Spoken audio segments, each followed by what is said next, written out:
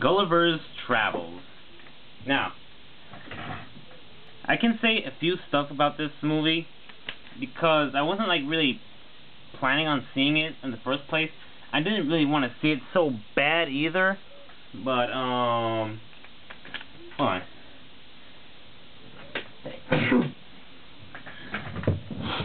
So I just wanted to see this movie just because obviously Jack Black, he's not my favorite actor, but I just like look up to Jack Black, you know?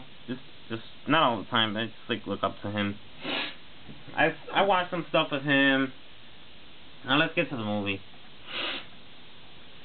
Basically, Gulliver's Travels, the name of this movie is pretty much this paper that the main character Gulliver has to write, was offered to write, and turns out that he couldn't do it, so he just like did it the old-fashioned way. But I don't want to spoil anything. Like I said, do it the old-fashioned way.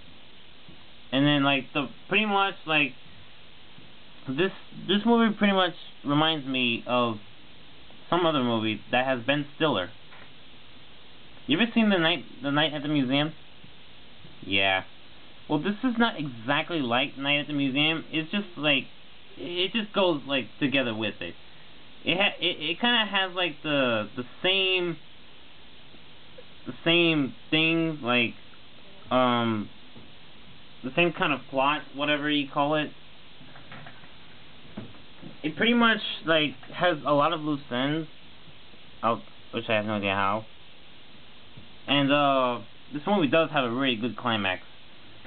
What is good for you? That song, whatever it's called. But I did not expect him to sing that song at all. I just expected him to sing at least a Tenacious D song or something, or any other song that he knows. There's all the entire cast of the movie, all the other cast in this movie I'm not really familiar with, especially the girl who played as Darcy. I really don't know her. I forgot where she was from. So, my opinion on this movie is that it's a good movie. It's not great or awesome, it's just good. I wouldn't mind watching it again, but, yeah. It's also not solid. I was hoping that this was not a kid's movie, a movie for children, but it turns out that it's actually not. If you watch Night at the Museum, you'll watch this.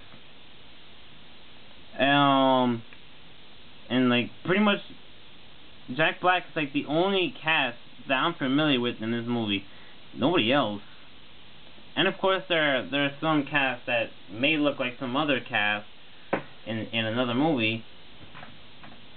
But Gulliver's Travels pretty much and oh my god, I cannot believe what I just saw at the beginning of the movie. He was at Times Square. If you saw the movie, he was at Times Square. I can't believe I missed him. He was at Times Square, literally. You can tell by the background.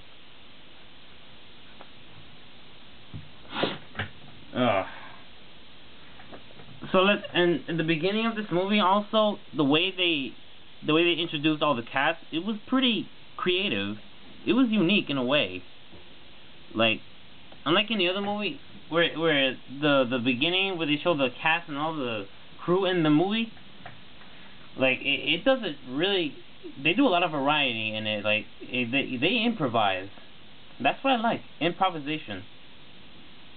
And of course, I don't see why this movie has to be in 3D. See, that's the thing. 3D is getting old now. Seriously, that Thor movie's also gonna be in 3D. What else? Pirates of the Caribbean, I think, and Transformers: Dark of the Moon,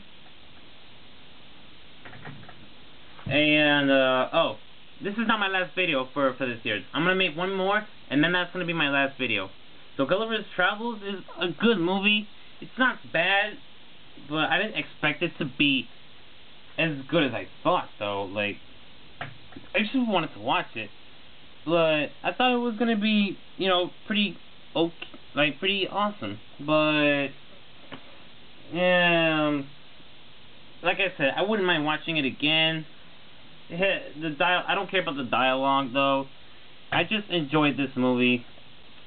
It's just to pass the time and everything. So I like this movie in sorts of different ways. And of course, Jack is like the only comedian in this movie. Even though he only made me laugh like twice or 3 times, especially the part when he said, "That's a wedgie." Oh god. So, Gulliver's Travels, I wouldn't recommend you watching this movie, but if you want to watch it, then do so, because, you know, unless there's not any other movie that you want to watch, though. But I give this movie 7 out of 10. Yeah, 7. This movie is pretty good.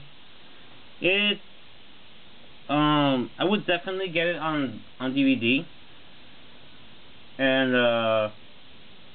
I'm gonna do coming up the top movies of 2010, like I did last year for the top movies of 2009.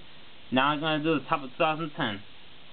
So, thanks for watching this review, and for now, Merry Christmas.